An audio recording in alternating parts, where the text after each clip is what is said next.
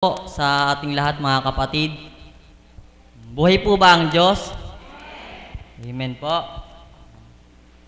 Ilang araw na lang po ay anniversary na po ng paghirang po sa ating mahal po. Kaya po, ang naisip ko pong tema ay ang pagsuko at pagtanggap po. Na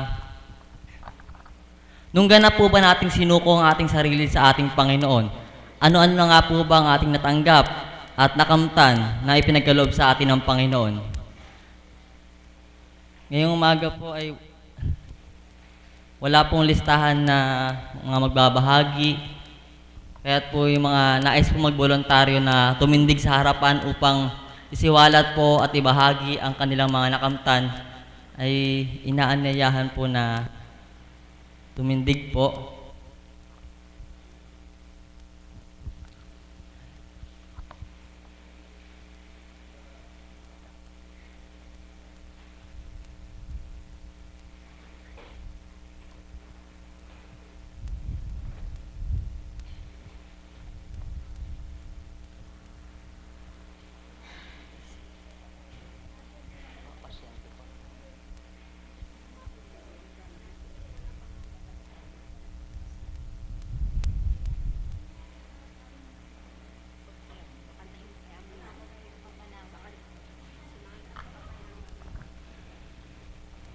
Ang una pong magbabahagi ay ang isa pong alagad na si Tita Beth.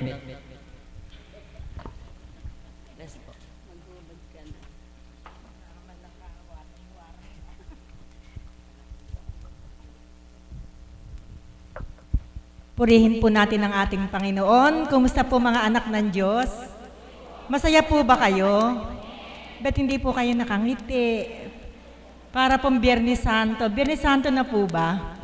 Ngitian nyo nga po yung mga katabi ninyo. Sabihin ninyo, kumusta ka kapatid?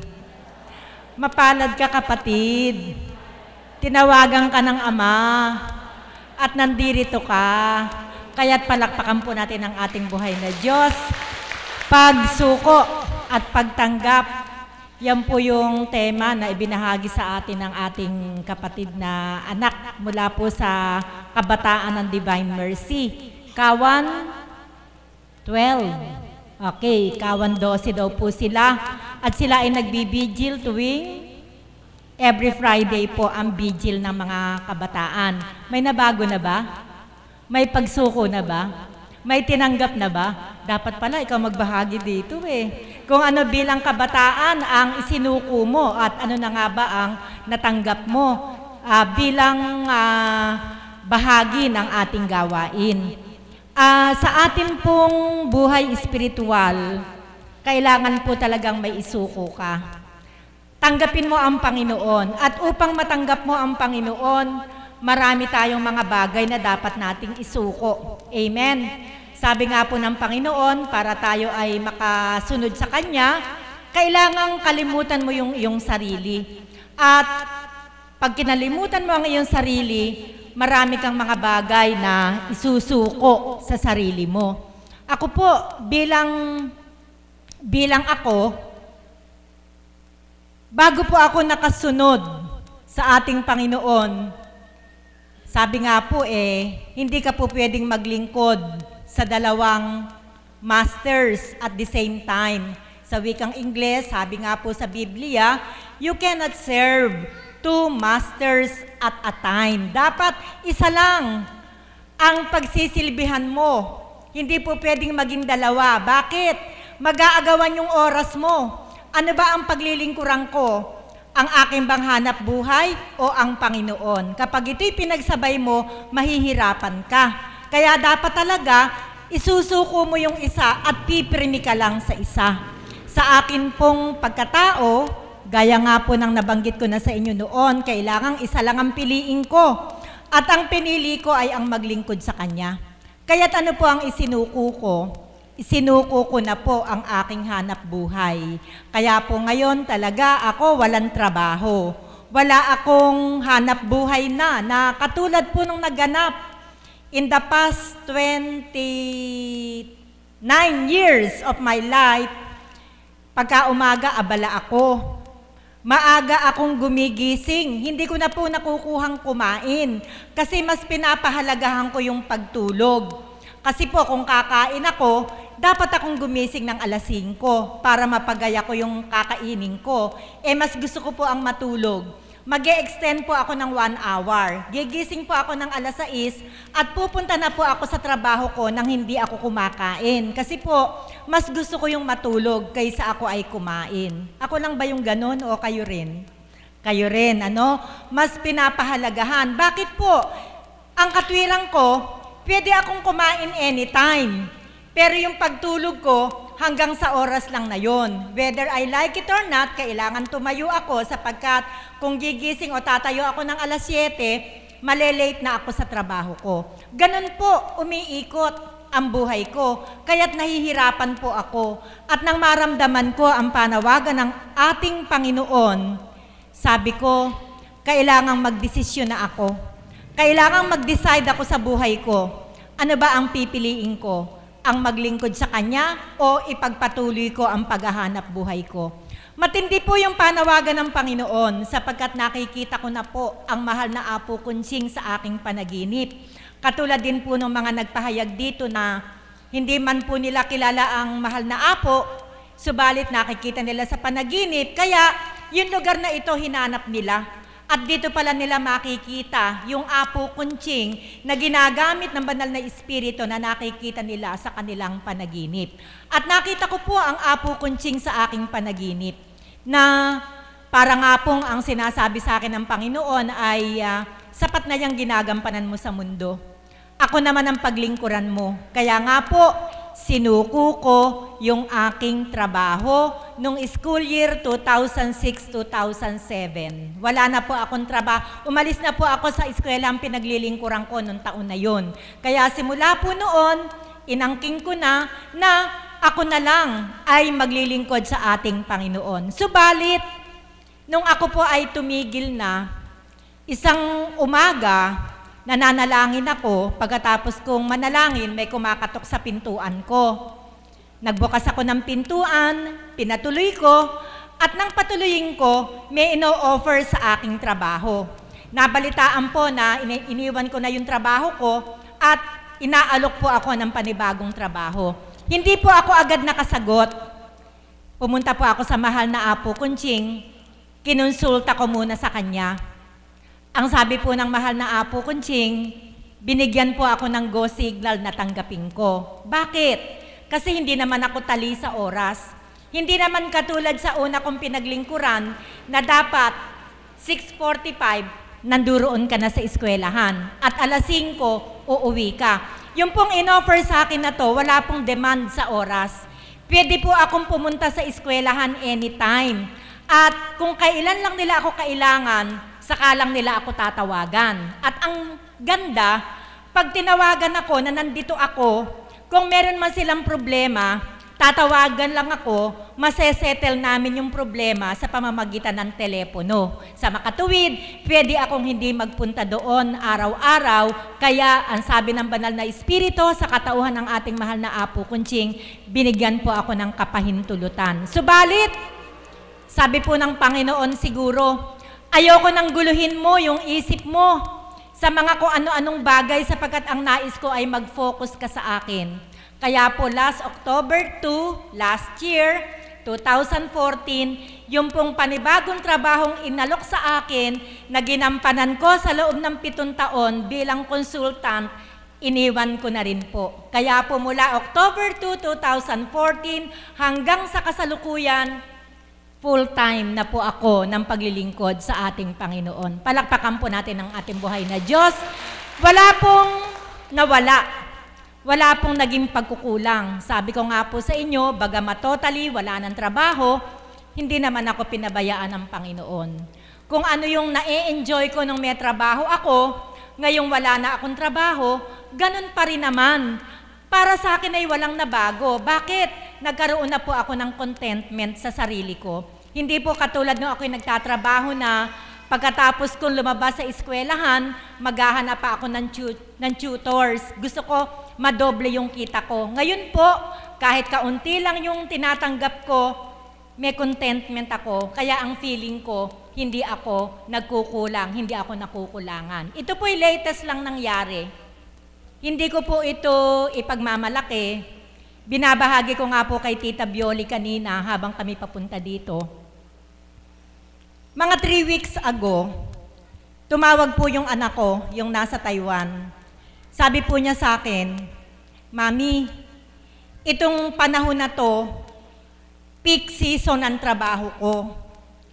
Ayaw kong maguluhan yung isip ko ng maraming bagay. Gusto ko na lang mag-focus sa trabaho ko.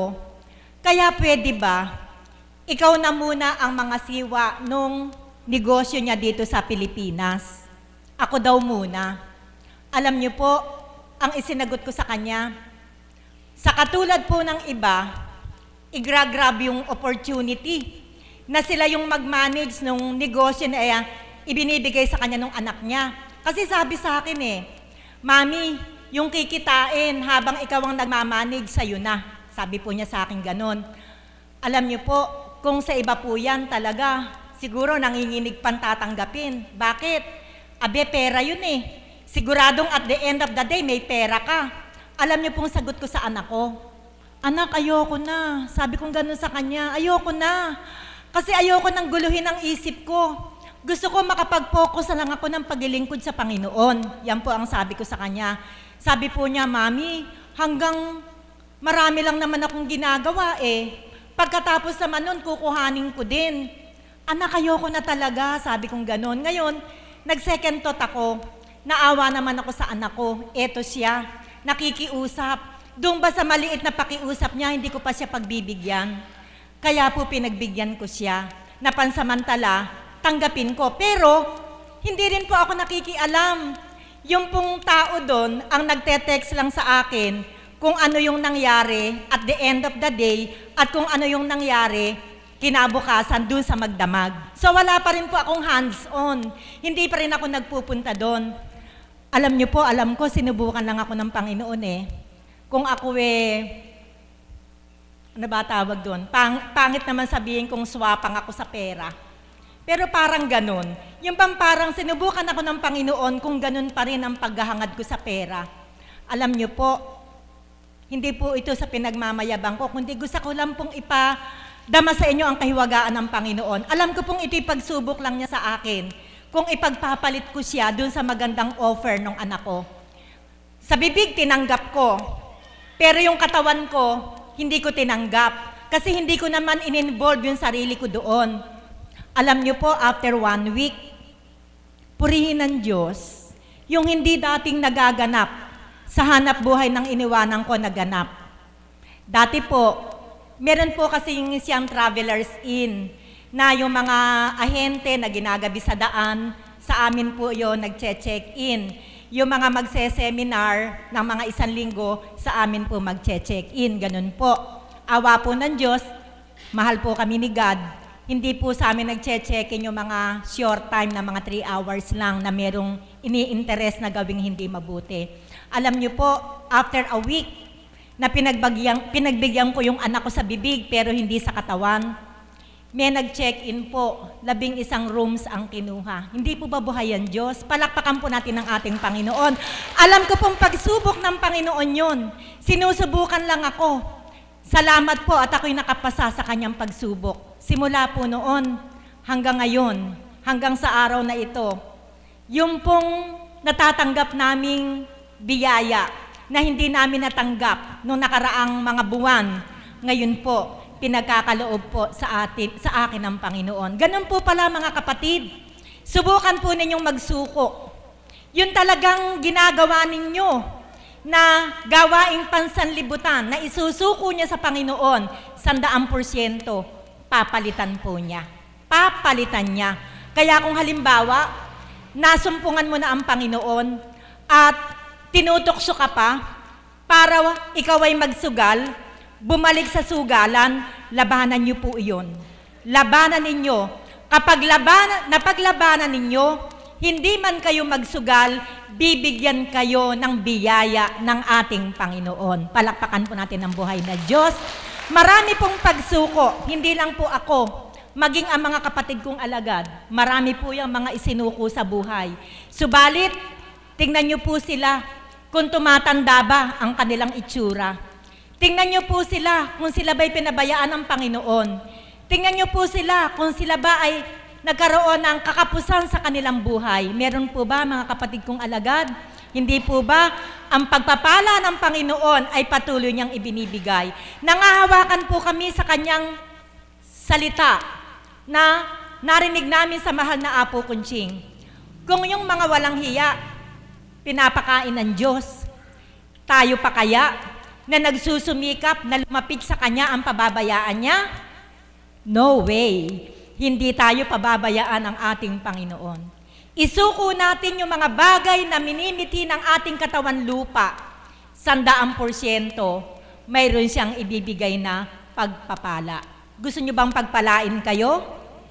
Isipin ninyo kung ano yung makamundong bagay na ginagawa ninyo.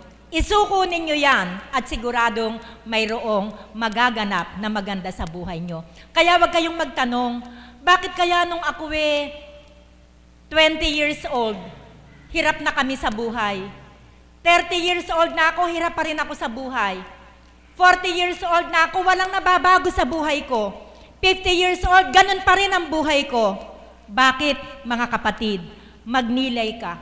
Meron kang dapat isuko sa Panginoon.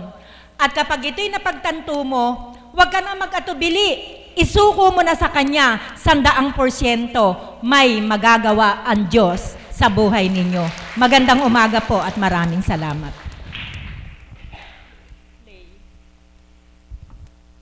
Maraming salamat po, Tita Beth, sa magandang pagbabahagi na nagpalawak po sa ating pong tema.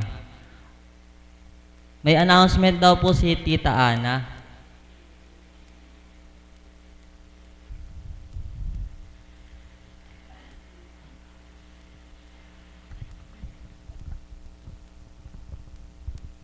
Magandang umaga po sa inyong lahat sa hapong ito.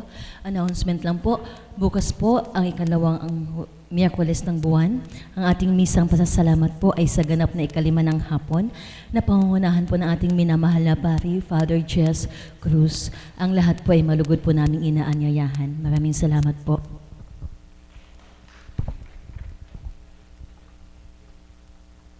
Ang susunod pong magbabahagi ay isang tagasunod po na madalas ko pong makita dito na nakikita ko po sa kanya yung pagmimithi niya po na lagi pong makapunta po dito. Isa po siyang kabataan po. Lalapitan ko na lang.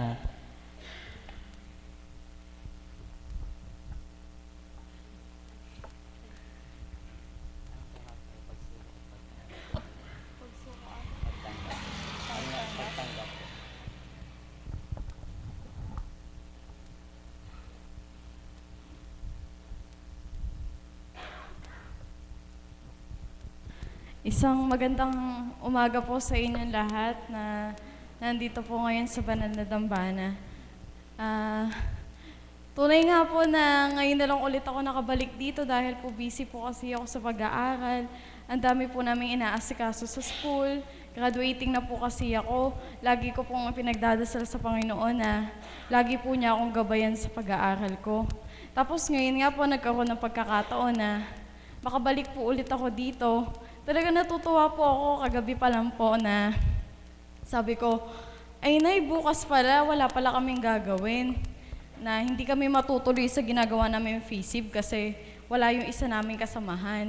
Tapos ngayon po, sabi ko, sasama ka ako kay Apo kasi ngayon na lang ulit ako makakapunta dito. Talagang iba yung pakiramdam pag sasabihin mo na dito ka manggagaling. Sabi nga, ano na ba yung naisuko mo sa Panginoon? At yung maiaalay ko sa Kanya. Sabi ko sa Panginoon na wag na niya akong hahayaan na mawala pa sa Kanya. Kung ano yung naitanim na niya sa akin, kung ano yung nakuha ko na sa Kanya, patuloy niyang pagyabungin, patuloy niyang na kahit nasa mundo ako, nag-aasikaso ako sa pag-aaral ko, lagi ko sinasabi kay nanay na, nay, lagi mo ako ipagdadasal kay Apo na hindi man ako makapunta ngayon, bukas, alam ko na lagi niya akong ginagabayan. Dahil sabi po ng Banal na Espiritu, anak, kahit minsan, hindi ko hahayaan na mawalay ka pa sa akin. Yun nga po, tuwan-tuwa po ako doon na yun po yung pinanghahawakan ko sa buhay ko na kahit nasan ako, alam ko nasa tabi ko siya. Na kahit nasaan ako, gagabayan niya ako. Yun nga po na isusuko ko lang po yung sarili ko, yung puso ko, yung pagmamahal ko. Yung isip ko, itutuon ko po sa kanya na 100% po kahit po ano yung pagsubok, yung balakid na dumarating. Sabi nga po ni Mami Beth, yung pong password po niya, lagi pong ginagamit ko po yung password na yun na Jesus, King of Mercy, I trust in you. Lagi ko pong sinasabi yun po ulit-ulit po tuwing pong may exam ako. Sabi ko, Nay, nakapasa na naman ako sa exam ko, nakakatawa. Sabi ko gano'n. Sabi ko, iba talaga yung kung ano yung napuno niya sa'yo, patuloy niya yun. Kung ano yung nasa puso mo, patuloy niya yung ginagabayan, pinapatnubayan. Lagi ko nga sinasabi, sabi ko, Lord, maraming salamat kasi inakay mo ako sa edad ko na to na sa bata kong edad na isip ko na, yung isip ko na tuon na sa'yo. Sabi ko nga hanggang pagtanda ko, Ama, wag mo akong pababayaan. Sabi nga niya, maswerte daw po na habang malinaw yung isip po natin, malapit po tayo sa Kanya. Bakit nga po? Kasi po, bata ka pa lang, nalinawan na yung isip mo sa Kanya. Hanggang pagtanda mo, sigurado ko hindi Kanya pababayaan. Yun lamang po sa magandang hapon. Salamat kapatid. Tunay nga po na yung pong sinabi po niya na ako po bilang isang kabataan din po, nararanasan ko din po yung para pong nararanasan po ng mga ibang kabataan na parang kumikilala po sa Panginoon na yung pong tulad po ng sabi po ni Tita Beth na mahirap pong maglingkod sa dalawa. Na noon nga po para pong sabi ko, alin po ba yung pipiliin ko, yung paglilingkod ko, yung pong kagustuhan ko bilang tao. Yun po, noong una po, ipinakita po, parang nano po sa akin ng Diyos na hinayaan niya po ako na napiliin ko po yung sarili kong kagustuhan. Noon po pala, doon ko po na-realize na, doon niya po pinakita sa akin na kapag ako yung, para pong, sa kabila po nung pinagpalit ko po siya, yung kagustuhan ko po yung naghari sa akin, ipinakita pa rin niya po sa akin yung pag-apuhap na kahit po naliligaw na po ako, nalilisya na po, pilit niya pa rin po akong inaakay, gumagawa po siya ng kaparaanan kung paano po akong muling makakakilala, tatanggap sa Panginoon. Kaya po, ang susunod pong magbabahagi ay isa rin pong kabataan na si kapatid na Sharina po.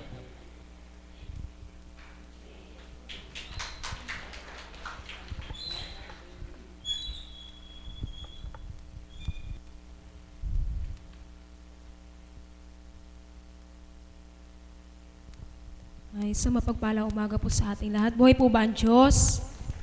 Sadya nga pong talaga napaka-masurpresa po ng ating Panginoon. Papurit po sa salamat po sa ating dakilang Diyos sapagkat muli ako'y kanyang tinawagan upang magbahagi sa inyo. Ang may babahagi ko lamang po patungkol po sa temang ating pinagdinilayan sa umagang ito, pagtanggap at pagsuko. Bilang isang kabataan nga po, ano na nga po ba yung naisuko ko po at tinanggap ko po sa ating dakilang Diyos? Para po sa akin po sa dating buhay po, bago po ako natungo sa dakong ito, nagtatrabaho po ako na kung papaano po sa dati pong buhay, nandoon po yung pagmimithi ko bilang isang anak na matulungan yung magulang ko, na kahit papaano makapagbigay ako sa kanila at makapaghandog. Dahil po, bata pa lamang po ako, nakatatak na po sa isip ko noon na pagka nakatapos ako ng pag-aaral ko, tutulungan ko yung mga magulang ko para maihahon ko sila sa kahirapan. Kaya, nung nakapagtrabaho po ako, sadyang nakakagalak po. Bilang tao po, masaya kasi kumikita ka ng salapi. Masaya kasi nakakapaghandog ka at nabibili mo kung ano yung mga ninanais mo. Pero sa akin po, nung nagtatrabaho po ako, sabi nga po ng mama ko noon noong unang beses po na nagtrabaho po ako noon, na sadya nga pong talagang ang pagsubok po, sunod-sunod po ng mga panahon po na yon, na nag-aaral po yung mga kapatid ko po, college, yung dalawa po, yung kuya ko, saka yung kapatid kong isa, na kung paano sabi nga po ng mama ko noon na nahihiya na po siya sa akin nung nagtatrabaho po ako noon. Kasi po, hindi ko pa po nasa sahod na utang na po namin. Na kung papaano po sa akin po noon, baliwala lamang po yaon. Na nandun pa din po yung, hindi po ako nagtanim ng galit na bakit kami ganito, bakit kami mahirap, bakit ganito yung buhay namin. Sadya nga pong kay dakila ng Diyos na kung papaanong lagi ko ipinagpupurit at pinagpapasalamat sa ating Ama na kung papaano niya ako iniakay sa dakong ito, na kung papaanong ginamit niya na kaparaanan yung karamdaman ko, na kung hindi niya ginamit na kaparaanan yung karamdaman ko, hindi po ako matutungo sa dakong ito, na hindi ko po maisusukong ganap yung sarili ko po sa Kanya, na ngayon po bagamat hindi na po ako nagtatrabaho, na sadyang kumilos po ang Diyos, na kung papaanong inalay at sinuko ko po ang aking sarili sa dakong ito, na tinanggap ko po yung dakong ito at tinanggap ko pong ganap ang ating dakilang Diyos. Siya naman po yung kumilos sa pamilya ko na kung papaanong napakadakila niya sa mga kapatid ko, na sadyang sa atin pong lahat na pag tayo po'y matapat na dumulog sa ating dakilang Diyos, wala pagdaka, hindi niya ipagkakaloob niya po sa atin kung ano po yung mga ninanasa at minimithi po natin. Sapagkat sa akin po, gaya po ng nasambit ko po na dakila ang Diyos sa buhay ko, sapagkat nung panahon po na yung mga kuya ko na po yung nagtatrabaho, yung mga kapatid ko po, sa pamamagitan lang po ng isang pagdulog lamang po sa ating Panginoon, matapat na pagdulog sa Kanya, ipinagkaloob niya po yung marapat po para sa mga kapatid ko. Ngayon po, mga regular na po yung mga kapatid ko sa trabaho nila, at sadyang kay dakila ng Diyos kung papaanong inalay at sinuko ko po yung ganap ang sarili ko sa dakong ito, ganap nga po na nakikinabang ngayon ang mga mahal ko sa buhay. Yun lamang po at maraming salamat po. Salamat kapatid sa iyong pagbabahagi na nakita po natin na sa kanyang pagsuko ng kanyang sarili, nakamtan po ng kanyang pamilya yung pong pagpapala ng Diyos. Ang susunod pong titindig po sa ating harapan ay si Tita Mirna po.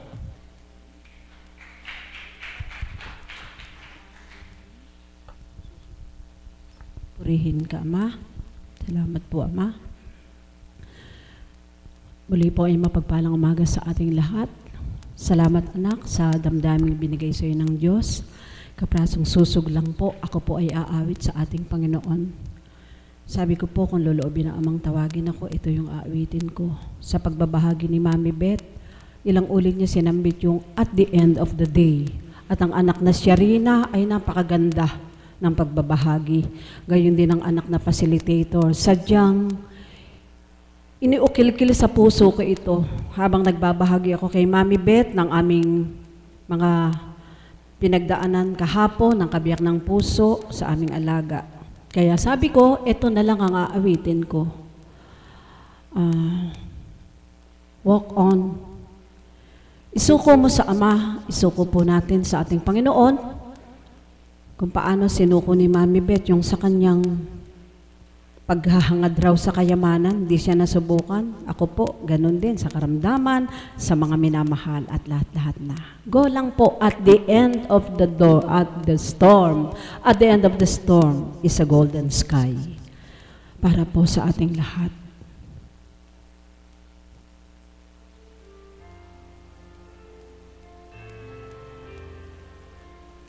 Salamat, may Diyos na isusuko natin ang lahat sa ating buhay. When you walk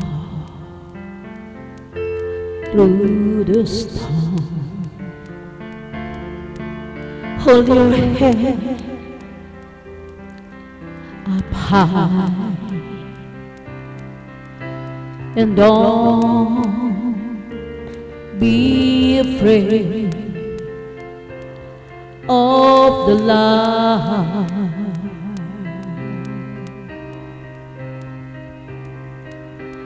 At the end of the storm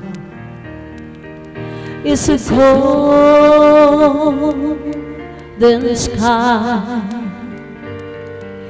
and the sweet silver song of the Lord.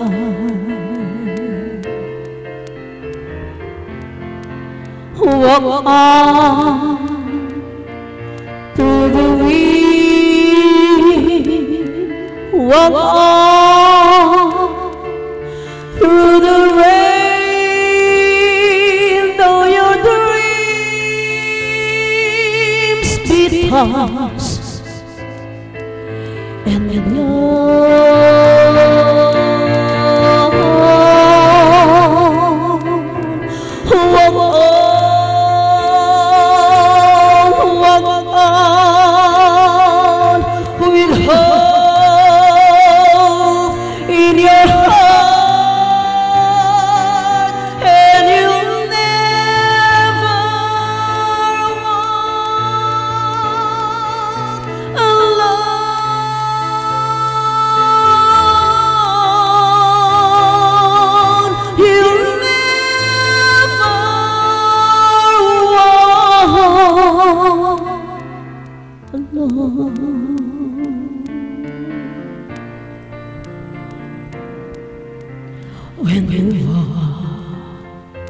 through the storm,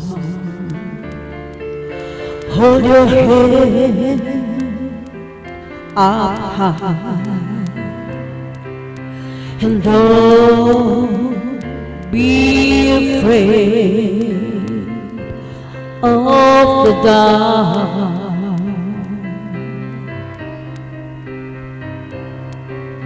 At the end of the storm is a golden skies and a sweet silver song of the light.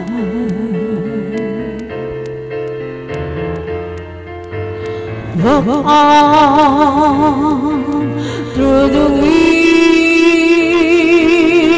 walk on through the rain, though your dreams be tossed and blown.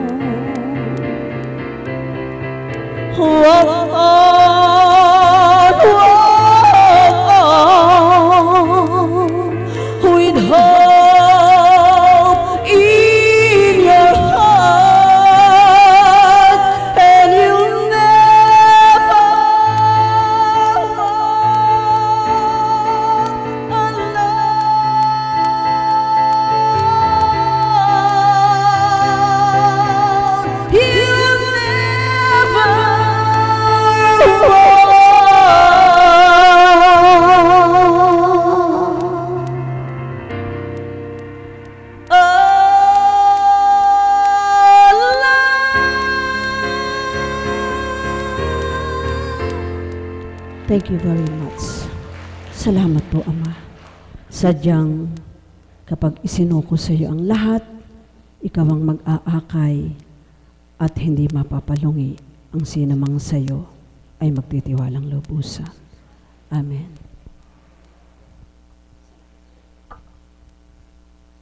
Salamat po, Tita Mirna, sa napakagandang awitin na kung atin pong ninamnam ay atin pong nadama ang kung paano pong kumilos ang Diyos sa ating buhay. Na sinabi nga po sa lyrics na you'll never walk alone.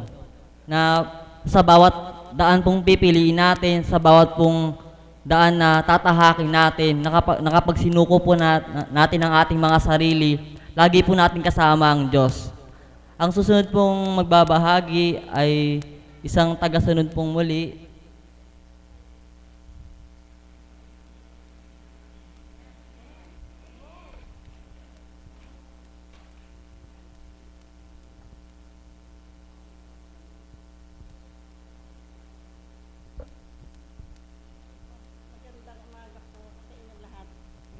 sanay sa ganito eh. Pero nagpapasalamat na lang po ako ng marami. Dahil inakay po talaga ako sa gawin na ito ng mahal na Panginoon. Kasi po ang hanap buhay ko araw-araw, wala ako sa bahay.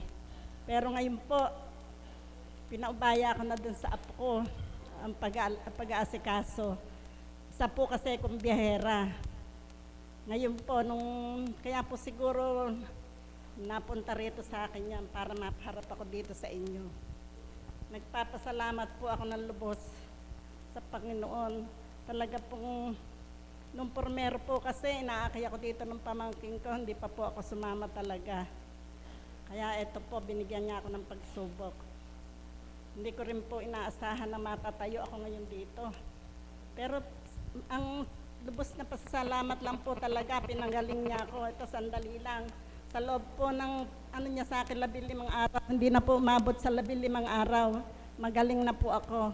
Kaya maraming salamat po. Talagang tinatanggap ko yun. Salamat po, Panginoon. Salamat po kapatid sa inyo pong pagbabahagi. Ang susunod po na magbabahagi ay ang aming inang pastol na si Mami Promise sa Kawan 12 po.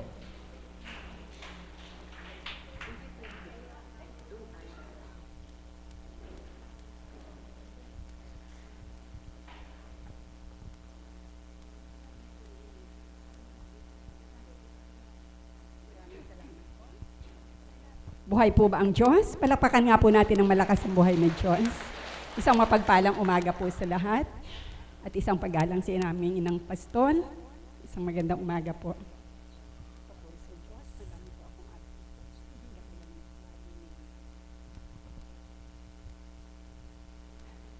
Masurpresa po ba ang Ama? Yes.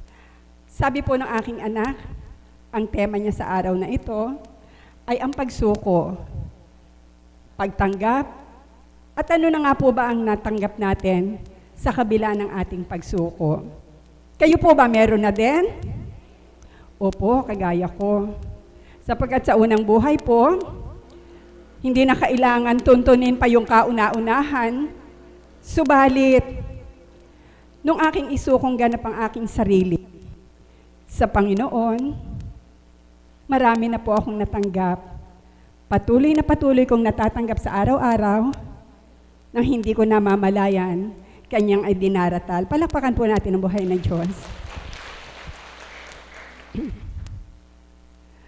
Ang pagsuko po ay madaling sabihin. Amen po ba yon? Pagsuko. Para lang din po ito sigurong sa isang mabilis na pagpapaliwanag ay isang pagtaas ng kamay, 2 kamay upang ipakita ang ating pagsuko. Amen po ba doon? Subalit sa Panginoon, ang pagsuko ng ating sarili ay hindi ganong kagaang. Sapagkat sa ating pagsuko sa Panginoon, kailangan po nating kalimutan ang ating sarili. Sapagkat dito po natin maipapakilala sa Panginoon na kapag ating kinalimutan ang ating sarili, nakafocus tayo sa Kanya, ibig sabihin, tayo ay sumusunod sa kalooban niya. Amen po ba doon? Ganang akin po, ang pagsuko po pala ay hindi para kang nahuli ng pulis na minsan mo lang sasabihin, suko na ako. Hindi po pala ganon. Sapagkat sa akin pong pagninilay, ang pagsuko po pala ay sa simula pa lang, sa pagmulat ng ating mga mata, kailangan na nating usuko sa Panginoon ang ating buong pagkatao. Amen po ba doon? Amen. Sapagkat po hindi natin alam ang bukas. We never know what will happen next.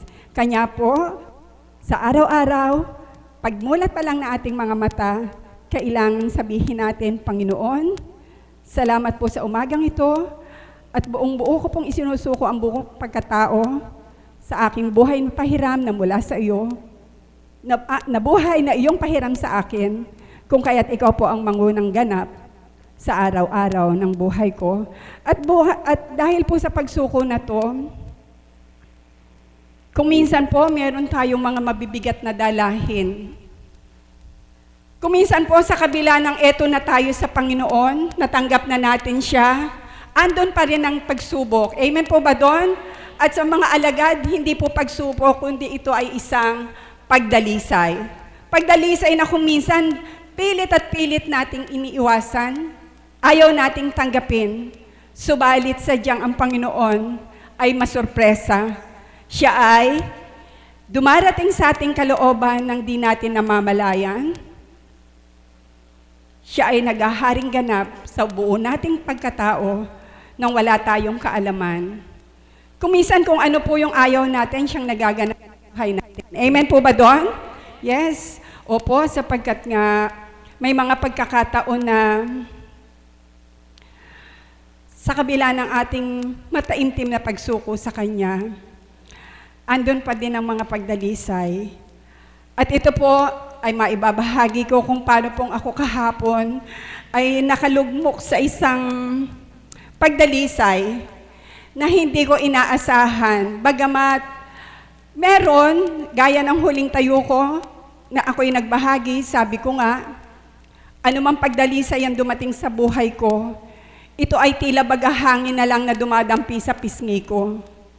Subalit may mga pagkakataon po na ang pagdalisay ay malalim. Kung ang pagdalisay po ay tungkol sa pera, sa bilang pagkatao, madaling nagagawa ng paraan. Amen po ba doon? Amen po ba? Sabihin natin na kapag tungkol sa material na bagay o pinansyal na bagay ang pinag-uusapan, sabi nga po, dumulog lang tayo sa Panginoon na pagharian tayo. Ito man ay kaparaan ng pantao, ipagkakaloob niya. Kung ito ang sadyang makatutugon sa ating pangangailangan. Subalit kapag po ang pagdalisay pala ay tungkol sa damdamin. Lalo pa nga, kung ang mga bagay na makakasakit sa kalooban mo ay hindi pa iba sa'yo, hindi po ba kasakit-sakit ito? Kung paano nga po sinabi ng kapatid na Mirna, ang pagdalisay ay sa alaga niya, gayon din po ako. Ang pagdalisay ko natamo kahapon, hindi lang kahapon, kundi noon pa mga nagdadaang araw, na walang batid kahit sino man.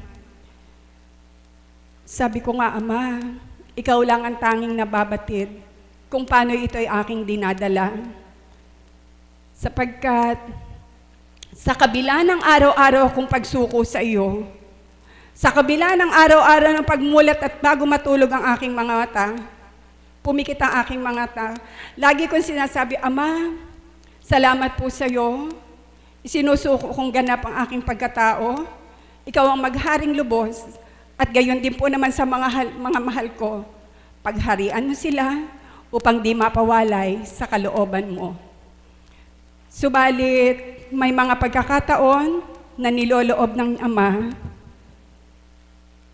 ang mga bagay na ayaw natin ay ating madama. Kung minsan, sa kalaliman nito, mapapaiyakan na lang. Sa hindi mo kabatiran, sa pagsuko mong ganap sa Ama, tumutulo na pala ang luha sa mata. At bilang alagad po, sa kabila ng aking pagsuko, ando ng sakit at pilit kong inaapuhap ang kalooban ng Ama na sa tuwin ay siya ang aking madama upang kung paanong pinagsisigawan ko na ang aking natamo mula sa Kanya out of my surrender ay ang kapayapaan ng kalooban.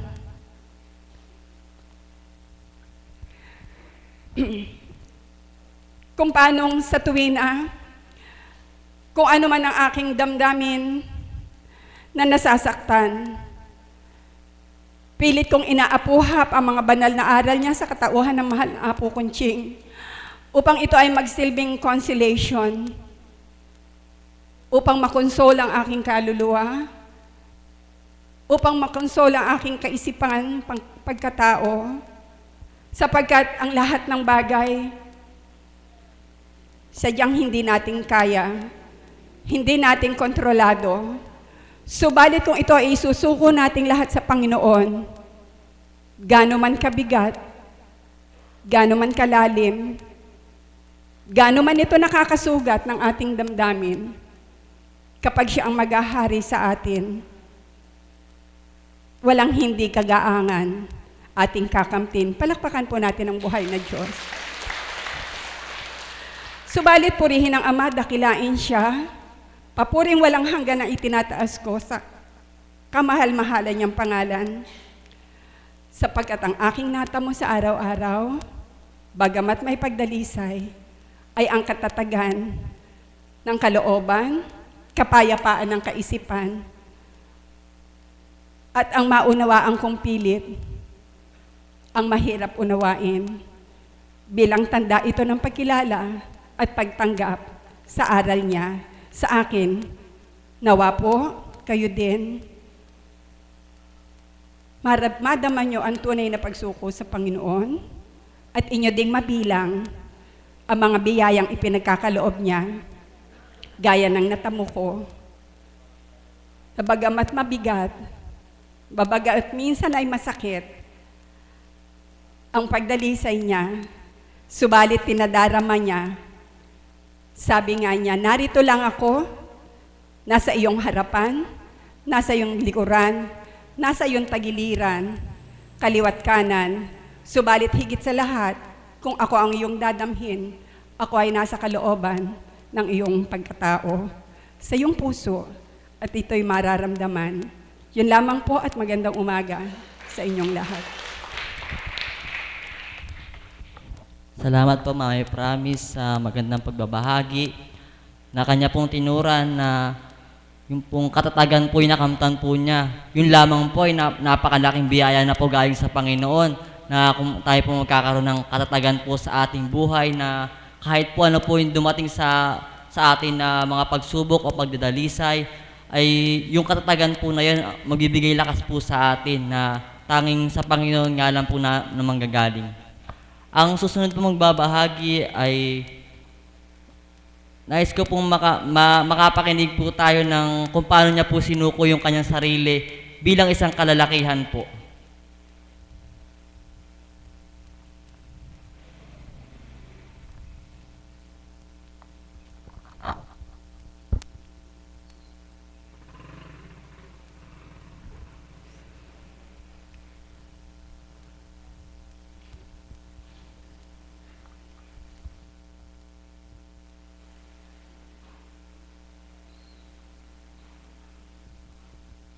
Salamat po. Buhay po ang Diyos. Palakpakan natin ng Panginoon.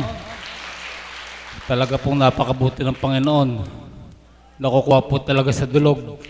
Sapagkat gusto ko po talagang tumayo. Gusto ko na pong magsabi dun sa ating kapatid, subalit buhay ang Diyos talaga. Napakaganda po ng tema sapagkat bilang isang sabi nga niya, kalalakihan, hindi po ako agad sumuko. Uunahin ko po yung pagtanggap. Sa pagtanggap ko po sa Panginoon, lubusan pong nagpakilala sa akin ng Banal na Espiritu na kung paano nga ako bilang nasa sanlibutan at nagbahagi siya ng Espiritu, doon ko po nasabing talagang ang Diyos, Espiritong hindi nakikita na ipadadama sa iyo kung paano siya kumilos. Ganun po ang naganap sa buhay ko na nung hirangin ako ng 2005. Sabi ko nga direkta na ipinadamang espiritu na hindi ko alam na ako po'y tumatalima na sa kanya hanggang ibinigay ng mahal na Apo Kunching yung bendisyon na sa kanyang katauhan. Habang ako'y nasa sanlibutan, nandun ang Banal na Espiritu, nagpapakilala sa akin na kasalukuyan. Subalit nakasalamuha ako sa ating kapwa-tao na hindi po akma sa kalooban ng Ama.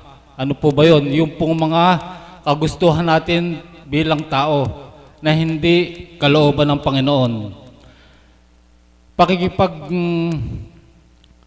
Pakikipagkapwa-tao na may kasamang pagpapaimbabaw, ayaw po ng Panginoon, ayaw ng banal na Espiritu. Pakikipagmataasan sa kapwa na ayaw ng banal na Espiritu na nagaganap sa buhay ko noong panahon na yon. Subalit nung nagpakita ang Panginoon ng mga hiwaga sa buhay ko, doon ako lubos na nakasuko. Sapagkat ang hanap buhay ko nga po noon bilang isang pastol ng itik sa gitnang bukid, marami kong pinapakisamahang tao na mga may-ari ng bukid na makapagpasto lamang sa bukid nila, magbabayad ka, makikisama ka, subalit hindi pa rin nasisiyahan ng tao. Pilit pa rin kukuha sa iyo kung ano yung pakikinabangan sa iyo. Subalit na makabuti ng Ama sapagkat sa dakong Nueva Ecija, nandun po lahat ng tukso sapagkat ang katotohanan, ginabayan ako ng Panginoon, ginabayan ako ng banal na Espiritu na tagaroon nga po yung aking biyanan, yung kabiyak ng puso ko. Kaya sabi ko sa Panginoon, anong bagay yung hindi ko kayang ibigay sa Kanya sapagkat lumalapit ba ng tukso sa iyo, pwede ikaw pa lang dapat lumayo, hindi yung tukso. Ganyan po ako pinagtibay ng Panginoon na kaya ko po nasasambit ito sapagkat siya ang kumilos sa buhay ko. Na talagang magpahanggang ngayon, 2012, naisuko ko yung hanap buhay ko na yon sapagkat hindi po ako makakapaglingkod ng puspusan kapag nasa akin yung hanap buhay na yon. Subalit hiniling ko sa Kanya na bigyan niya ako ng hanap buhay na hindi maapektuhan yung paglilingkod ko sa Kanya. Yun po ang naganap sa buhay ko ngayon, na mayroon ng konting kabuhayan na naiiwanan ko pag oras na ng paglilingkod sa Kanya. Pag oras ng pagmimisyon, pinapahintulutan niya ako makasama. Alam niyo po mga kapatid, napakahalaga po nung pagtanggap. Na kapag ka nagpapadama na sa atin ng banal na Espiritu, at nagpakilala sa atin ng lubusan, talaga pong kumikilos siya. Kaya ko po na ibabahagi sa inyo sapagkat ito po yung naganap sa buhay ko, na kung paano nga siya ang nagmaneho ng buhay ko na talagang alam po nila kapatid na kung ano ang buhay ko ngayon. Sa loob ng bahay, sa likod, loob-likod, napakadalang ko pong lumabas sapagkat wala naman po akong kailangan na labasin. Nandun lang po ako sa bahay. Na mas madalas po ang oras ko doon sa likod ng bahay na meron akong konting kinabubuhay na maya't maya nagpapaligaya sa akin ay binigay ng Panginoon na nakita ko yung patnubay talaga ng Diyos. Talagang pagka pala hindi mo pinahalagan yung hanap buhay mo at siya ang inuna mo, siya pala yung nangangalaga. Napatunayan ko po yun, talaga nakita ko kung paano kumilos ang Panginoon. Kaya sa buhay ko, sinasabi ko sa Panginoon, kundi magbalik na lang na magbalik sa Kanya. Ano po ba yung kaya kong ibalik sa Panginoon? Yung patotohanan po sa inyo na kung paano kumilos ang Diyos sa isang tao. Na maging sa bawat sa atin, kikilos po siya kapag doon sa pagtanggap natin sa Kanya, totoong-totoo nating nararamdaman ng Panginoon. Yan po ang naganap sa buhay ko mga kapatid na hindi ko ikinahihiya, hindi ko pinagsasawaan na sabihin sa inyo na sabi nga, hindi man matanggap ng iba, sabi ng Panginoon, okay lang yon, ayos lang yon. Ang mahalaga, yung binibigay ko sa iyo na ibabahagi mo sa kapwa mo. Na nakikita ko, yung bawat ginagawa mo, yung bawat pagtanggap mo, napakahalaga po nun. Marami po akong naisuko sa Panginoon. Yung pong makasanlibutan kong gawain na mahilig ako sa makibarkada, marami kong talagang, nung unang buhay ko, napakarami ko pong kaibigan na manginginom, lahat. Subalit hindi naman po sila tumalikod sa akin. Ang Diyos din ang nagturo kung paano natanggap nila na ako ganito na hindi na ako, kasi po nung mga panahon na yon, kapag may birthday o may okasyon, patatawag po ako sa bahay na talagang hindi po pwedeng hindi ako ipatawag. Subalit nung makilala ko ang Panginoon at nakita nila kung ano yung ginagawa ko ngayon, hinihiling ko na lang po sa Panginoon na maunawaan nila at isang araw, mabuksan din sila kung ano yung natanggap ko sa Panginoon. Ganyan po ang Panginoon dito sa dakong ito. sa katauhan ng mahal na po Kunching. Kaya tayo pong lahat, ito lang po iiwan ko sa inyo mga kapatid. Mahalaga po yung pagtanggap. Doon sa pagtanggap mo sa salita ng Panginoon, sa katauhan ng mahal na po Kunching, doon maiipon sa kaisipan mo at sa bawat pagsubok na pahihintulutan ng Ama na hindi naman siya ang nagbigay. Doon po tayo kukuha ng panlaban. Nasabi nga nung isang tema noon, pag-iimpok. Mag-impok po tayo ng salita ng Diyos sa ating isipan at puso. Yun po ang magbibigay sa atin ng katatagan sa bawat araw ng hamon ng buhay. Muli po, magandang umaga sa ating lahat. Salamat po sa inyong pagbabahagi po. Tunay nga po yung sinabi po niya na bilang isang kalalakihan po, dito ko rin po narinig yung mahirap pong akayin ng isang lalaki sa pangkabanalang gawain. Pero pag po pala bilang isang lalaki tumanggap ka po sa Panginoon, ipapakita naman po ng Diyos sa'yo kung sino po yung tinanggap mo. Ang susunod pong magbabahagi ay isa rin pong alagad, si Tita Beng po.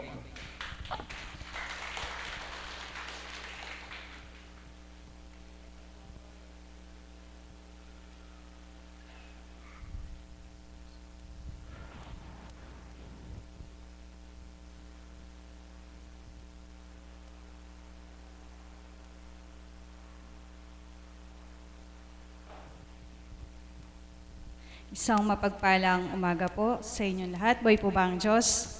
Palakpakan nga po natin ang buhay na Diyos. Sa pagsuko, yun po. Bilang isang alagad, kung paano ko nga po sinuko yung sarili ko sa Kanya, binigay ko sa Kanya ang lahat. Sa una po'y may pag-aalinlangan, subalit unti-unti, doon sa pagsuko po na yon, kakalimutan mo ang iyong sarili. Katulad ng sinabi nga po ng kapatid ko na nagbahagi,